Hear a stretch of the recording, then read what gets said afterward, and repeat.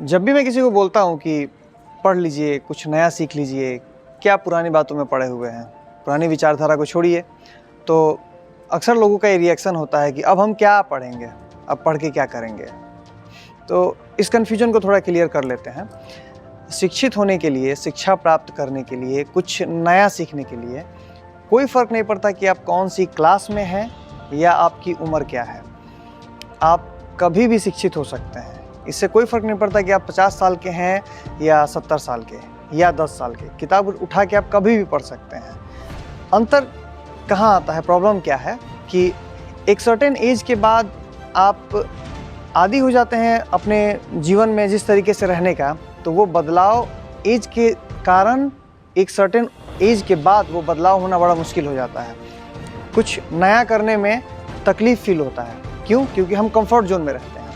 वो सुबह से शाम तक का हमारा जो रूटीन होता है वो हमें कंफर्ट जोन में डाल देता है, और कुछ नया उठा के पढ़ना, वो हमारा ब्रेन उस चीज़ को एक्सेप्ट नहीं करता है।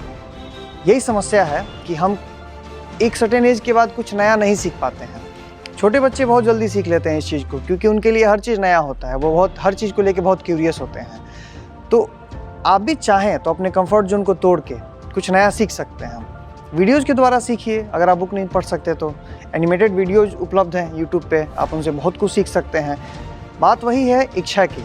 अगर आप इच्छा नहीं दिखाएंगे तो आप नहीं सीख सकते हैं, और ये सबके लिए सेम कॉन्सेप्ट है, चाहे वो स्टूडेंट हो या कोई जॉब वाला हो या कोई बिजनेस वाला हो।